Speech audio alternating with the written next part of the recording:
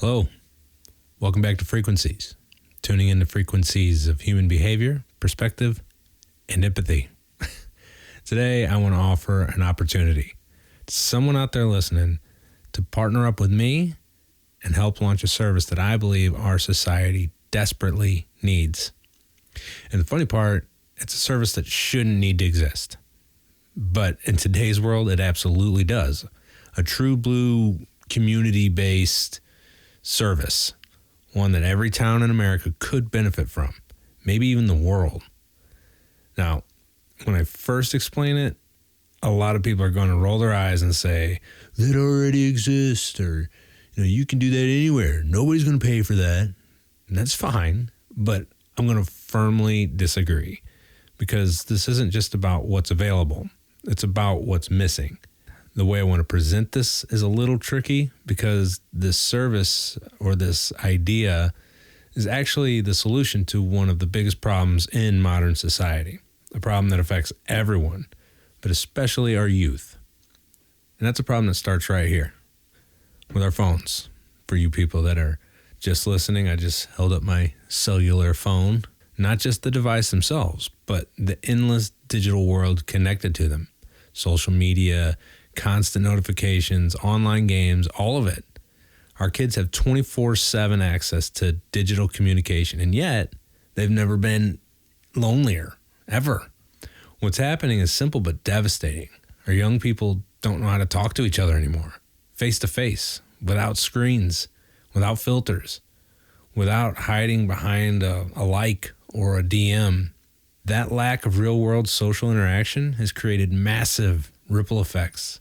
Social awkwardness, anxiety, emotional disconnection, and it's showing up everywhere. Schools, jobs, relationships. You can see it plain as day. But I believe we can fix it.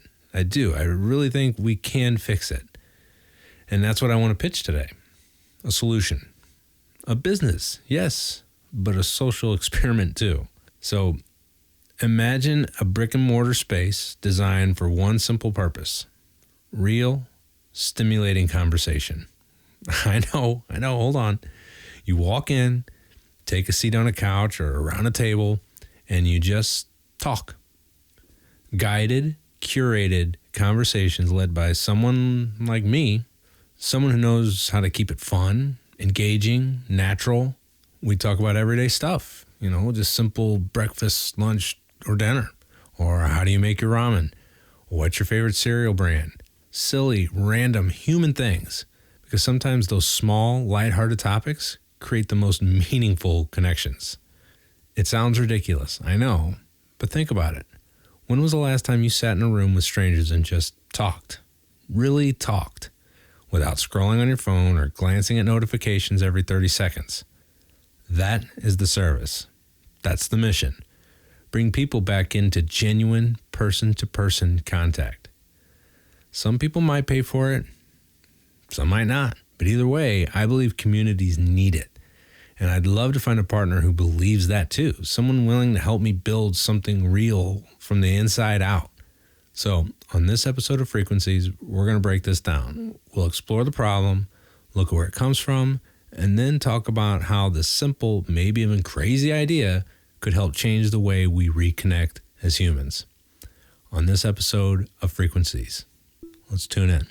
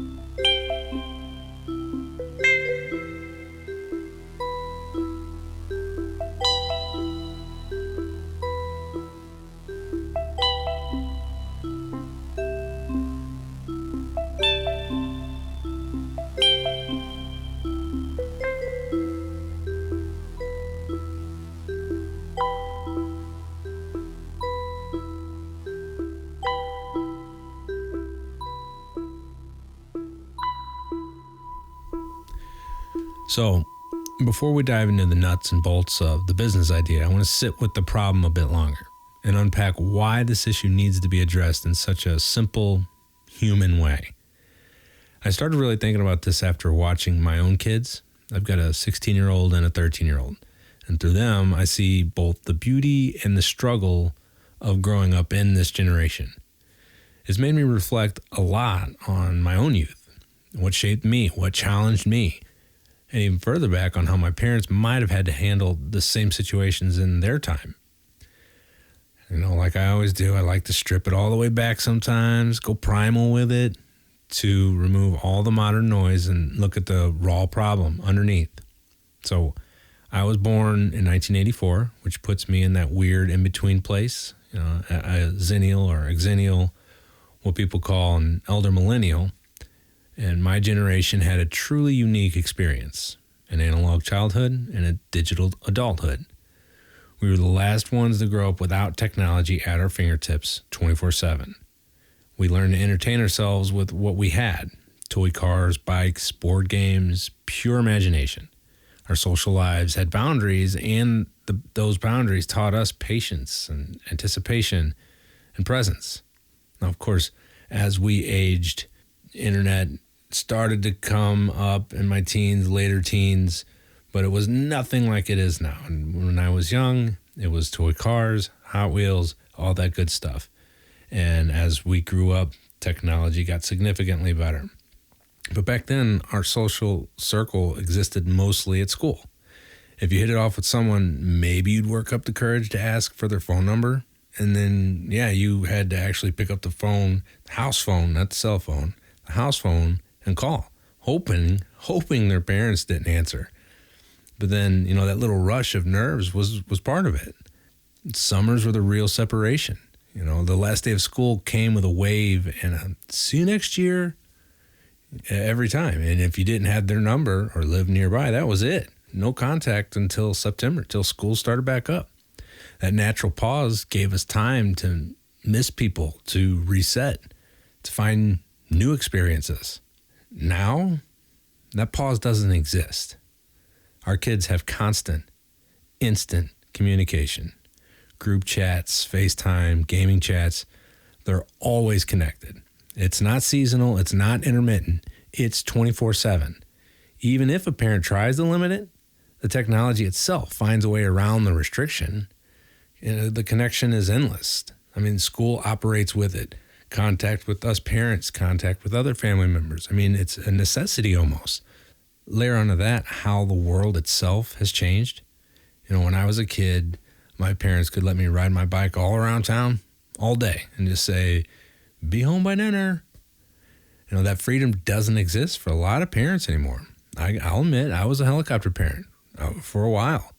I think many of us ended up that way, and not out of paranoia, but because of what we see. Back then, our parents only knew what happened in town from the local news. The 5 p.m., 10 p.m. on the local networks from the newspaper the next morning. They didn't hear about every robbery, every missing child, every story from 3 towns over nationwide. Now, we see everything instantly. Every piece of bad news from across the world, right in the palm of our hands. Every tragedy comes with video, commentary, and debate. Of course, we feel like the world's a scarier place. Maybe it actually is. But the perception of danger has been multiplied tenfold. And that's why so many parents, understandably, keep their kids indoors, playing games and scrolling because it feels safer. At least they're home, right? They're chatting with friends. They're laughing through a headset. That's still socializing in a way. But here's the problem. It's synthetic socializing. It's connection without contact, communication without chemistry. It's safer, yes, but it's also emptier. And when that's all a generation grows up on, there's a cost we're just starting to recognize. When kids spend a large part of their lives behind a screen, communicating under this shroud of anonymity, something strange starts to happen. You remember, we talked about the shroud of anonymity, episode 1, and what happens when we operate in that shroud of anonymity Empathy drops significantly. As an adult, for sure, but as a child, it functions a little bit different.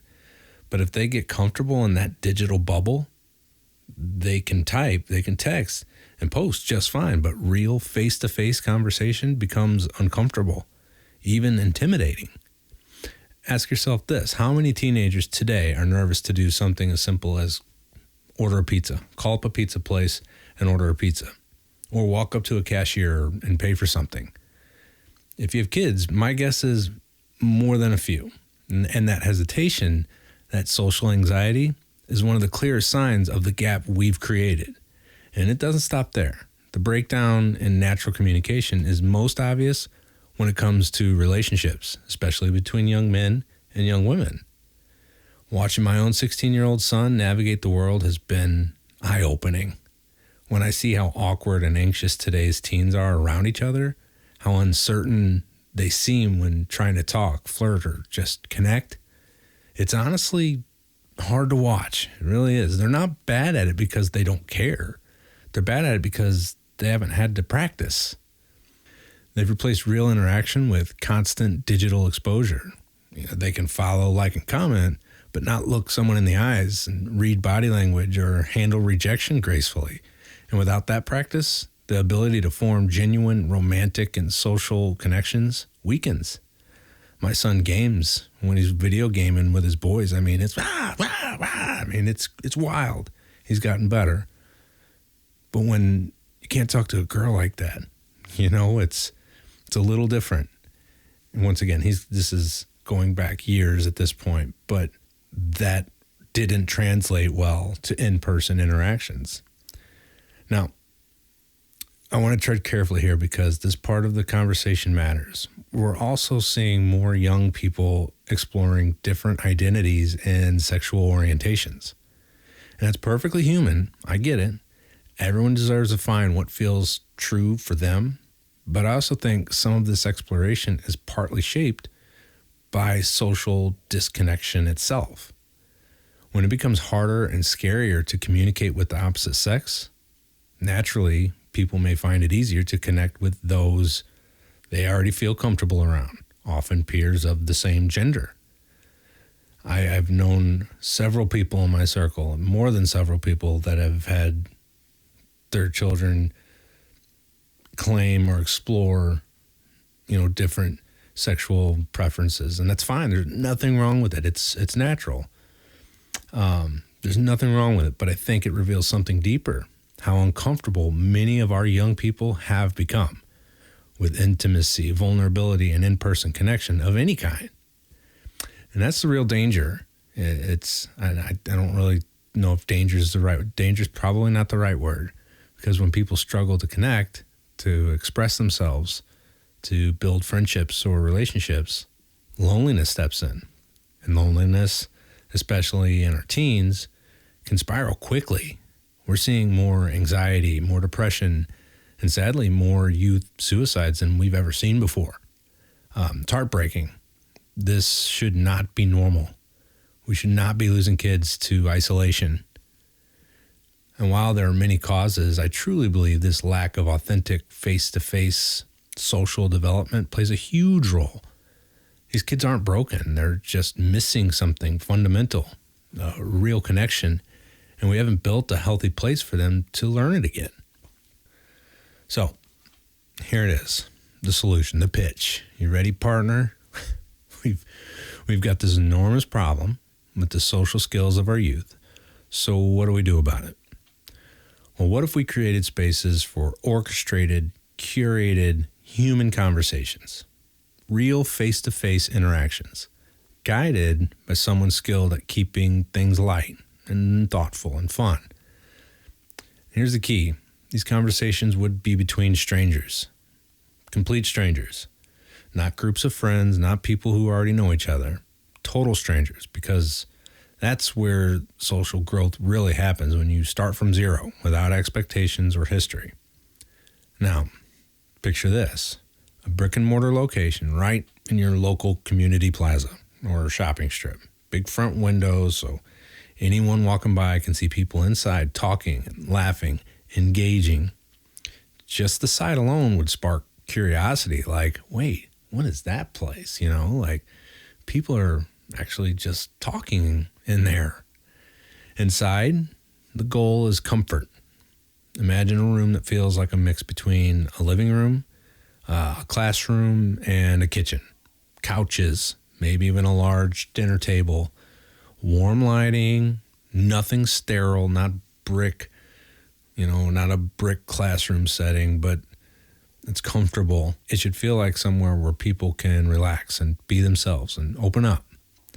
Each session would have a theme, but always something innocent and welcoming. No politics, no heavy debates, just human conversations. Topics like, like what was your favorite Saturday morning cartoon? Something that I have done for years with coworkers and just kind of small talk while working, particularly with people I haven't worked with. Obviously, I proposed the question, how do you make your ramen noodles? Ramen noodles. I don't know. How do you say it? How do you even say it? And that alone can spark conversation. But how people make their ramen noodles is fascinating because nobody makes it the same. And get specific with it. Do you boil it? I use egg. Not a lot of people use egg for some reason. And I bet region to region it changes. It's fascinating. And that little bit of back and forth and give and take creates super fun, super simple conversation. You can talk about, cereal or toast for breakfast. And get specific with it. What's one meal you could eat every single day? I would propose that one as well. Like, what if you had one type of food or one food that you had to eat every day for the rest of your life, what would it be? You can get people going on and on about it, probing questions on how they're going to pick the food that they want to eventually choose. Those questions alone pique additional questions. Super simple, but universal topics, because those are the ones that open the door to real personalities, funny stories, and shared experiences. I'd also include a physical conversation suggestion box, of course, so guests can drop in topic ideas for future sessions. Just keeps the space interactive and community-driven, for sure. Each room should also include a little bit of tech, just a little bit, not a lot, but a TV or monitor, just to help with quick, if there's need for a quick visual reference. Maybe someone mentions an old commercial or a vintage snack or a funny movie scene. Boom, cue it up. And energy just keeps flowing. It keeps everything moving. Visual references definitely would aid with that. But the most important part of this whole thing, I think, they're all pretty important, but the curator. The curator is really important. Every session would have one. A guide or a host, a master of conversation, if you will. And I'm going to be curator number one. Just as soon as we partner, I'm going to be curator. This is like a dream job for me. But, someone who can read the room, keep people comfortable, ask the right questions, and gently draw out the stories without judgment. That's important as well. You don't really want to poke and prod at people and cast judgment on them. And I have a pretty good ability to kind of gauge who can take it and who can't. And because people who can, if you can poke back and forth, it generates even additional banter and fun communication, for sure. But I call them conversation curators. And their job isn't to perform, it's to connect. They know when to probe deeper, when to pivot, when to joke, and how to pull out those fun details that turn a simple answer into a memorable moment. I know I would thrive in this role. I love hearing people explain the simple things, like how they make ramen noodles, or the little quirks in their daily routines. Ordinary details become just fascinating when you start noticing the creativity and how people do everything different. It's so fun. And that's what this project is all about. Discovery through conversation. Real people, real talk, real guided social interaction in a world that's forgotten how good that feels. I think this could become something powerful, not just a business, but a service that people need, a place that invites human connection back into our daily lives, one conversation at a time.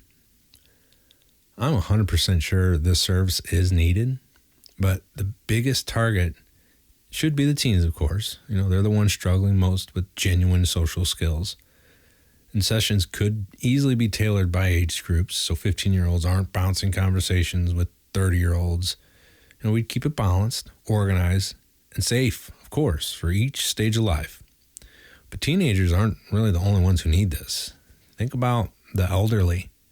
Imagine bringing this experience into retirement communities or hosting special daytime sessions for seniors.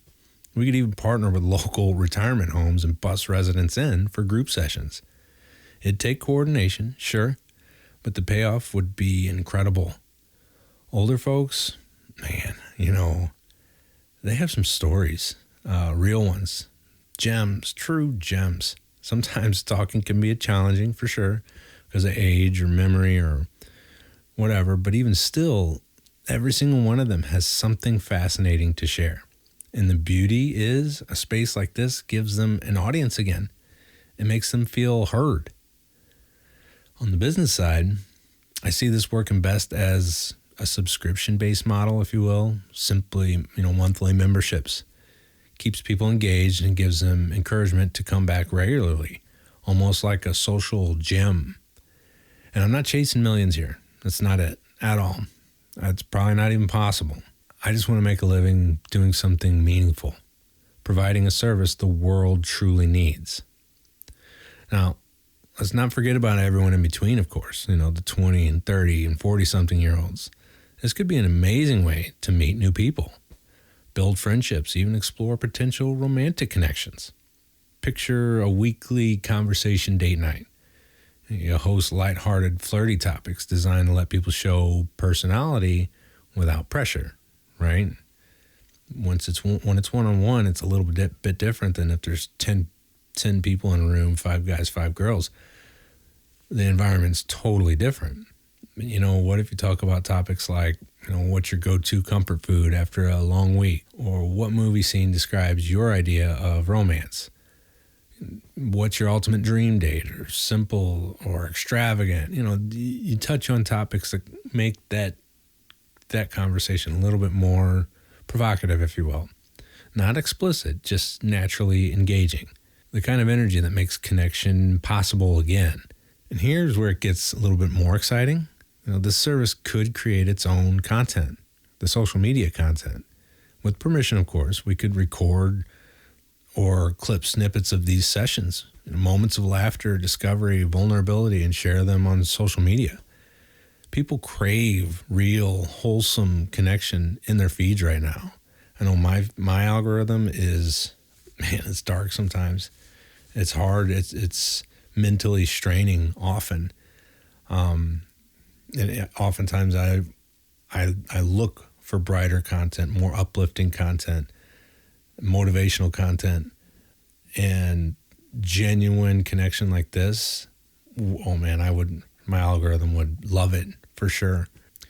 Imagine scrolling past all the negativity and suddenly seeing 2 strangers laughing about their childhood breakfast cereal. Positive, authentic moments, spreading contagious energy.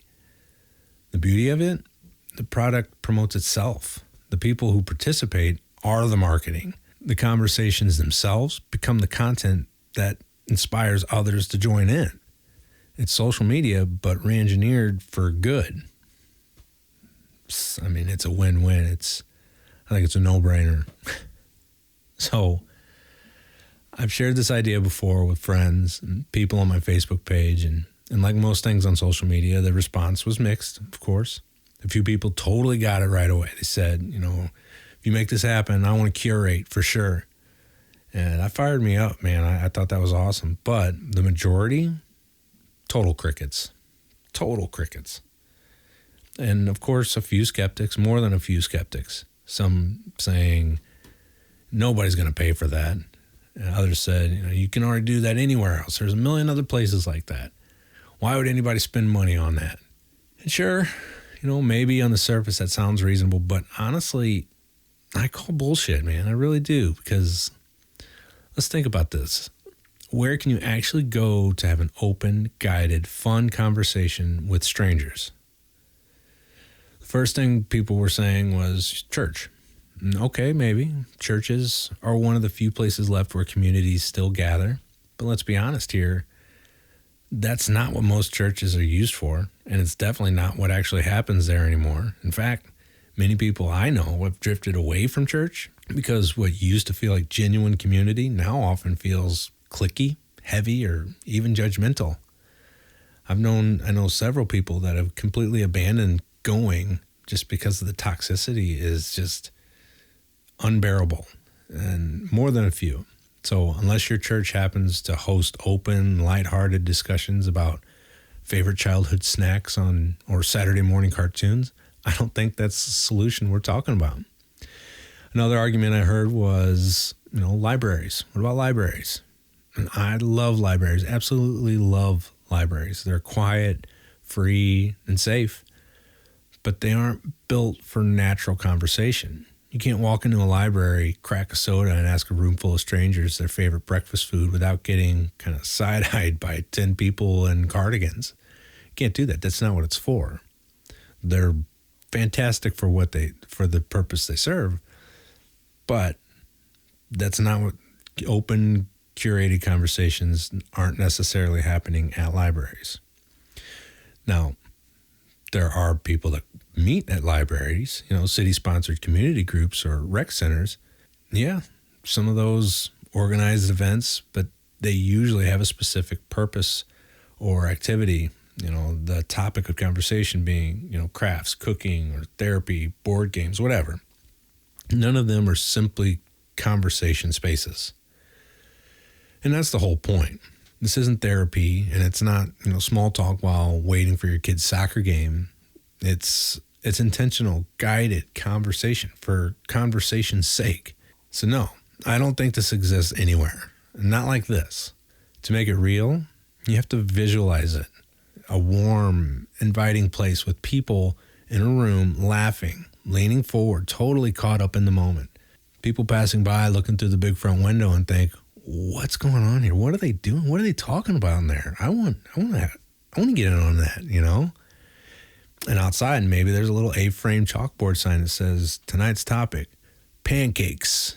Sign up now. That's how you grab people. You don't need gimmicks. You just show them joy. So sure, I get the skepticism. Maybe people think no one would pay for it. Maybe that's right. But my gut tells me otherwise. It really does. I think if people can see it, if they can feel the energy happening inside, they see the laughter, that spark of real connection, they'll realize what we've lost and what we've been missing. And that's something worth paying for, in my honest opinion. I've said it before and I'll say it again. I'm not trying to make $1 million here, obviously. It'll never happen. I just believe this service is needed. Sure, if we could somehow get rid of our phones, that might solve it. That might solve a lot. But let's be honest, no one's giving them up. No way. We're as a society, we're too invested, too addicted. Unless the internet collapses, these devices are here to stay. So we have to learn to live with them and find better ways to use them, because the cat videos and endless scrolling aren't going anywhere. What we need now are boundaries, healthier habits, and ways to rebuild real-world community around them. We need to find alternative ways to spend our time communicating with our peers, with our friends, with our community. I've talked about this in other episodes, but I truly believe the concept of community has nearly disappeared. Yeah, there are pockets of it left. I'm sure of it. Little towns, good neighborhoods, but for the most part, we've lost that sense of neighbor helping neighbor. Not just next door neighbor, but across the entire town. If you happen to live somewhere that still has that, please tell me where this is. Seriously, drop a message in the comments, because I'd love to know what that looks like and how it's holding up. I really do, and how it's achieved. But for most of us, the fix starts simple. we need to start talking again. When people talk, really talk, you see empathy come back. You see understanding come back. You see humanity come back. And honestly, our youth need that more than anyone. I hate to say it, but they're in trouble. Depression and anxiety are through the roof. Our mental health crisis isn't being talked about enough. And I think that's intentional because media loves tragedy on a grand scale, not quiet personal suffering. It's war, mass shooting, war, fear, constant. It's not about the small things. It's not about the stuff we're actually dealing with. The mental health of our kids is probably at an all-time low. We haven't seen anything like this in generations. Not my lifetime. Maybe not since the days of the orphan trains. And if you haven't heard of those, look those up. It's chilling. I should have talked about that episode 2 when I talked about the insane asylums. Yeah, it's scary stuff. And I think we're right there. What that tells me is that something in our society is broken at the root. And that's what this service is trying to mend. Because the truth is, this version of society, of capitalism, it's burned out. It doesn't thrive on smart, healthy, confident people. It thrives on desperate ones who are anxious, insecure, constantly reaching for something they can't hold. That's how the system keeps turning. There was a time when it worked a little. It was working for a few minutes, an hour, a year or 2, or 5, when it felt balanced. But that time is gone. And when people talk about, make America great again, I honestly have to ask, for who? When was it great for everyone? It wasn't great for Black Americans. It wasn't great for Native Americans. It wasn't great for a lot of people. It was great for the natives before our white ancestors came over here, but don't get me started. For some, maybe the 90s were good. Yeah, or the early 2000s, sure. Felt easier back then. But even then, we weren't preparing for what was coming. We weren't strengthening our youth. We were coasting. And now we're watching the cost of that neglect. Our young people are being ignored, pushed aside, treated like afterthoughts. And that has got to change. Our education system needs investment, and our teachers need respect and better pay, much better pay. Kids need connection, attention, and guidance, and above all, opportunity, because if we don't start nurturing them like seeds, we're going to lose that garden entirely. So that's my pitch. That's the idea. I need partners, people with resources, ideas, and open hearts. People who care more about fixing the future than padding their wallets, because this may not make millions, for sure. But what it will make is something far more valuable.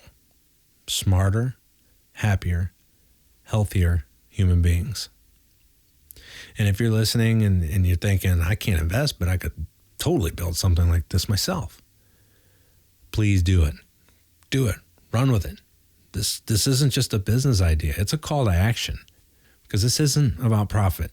It's about people. It's about saving our species from a world that forgot how to talk. So yeah, maybe it's a little idealistic. Maybe it sounds like a movie. But the truth is, we need it right now. Thanks for listening.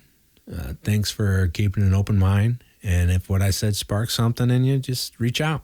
Because with the right partners, with the right heart behind it, we could do something amazing.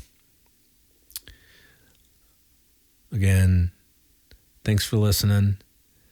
If you could be so kindly to engage with this in any way, the little buttons down here, kind of give those a click, maybe leave a comment, tell a friend, share it, do any of that stuff. Definitely helps the algorithm and gets this thing moving. So I appreciate you listening, and you guys take care out there. Later.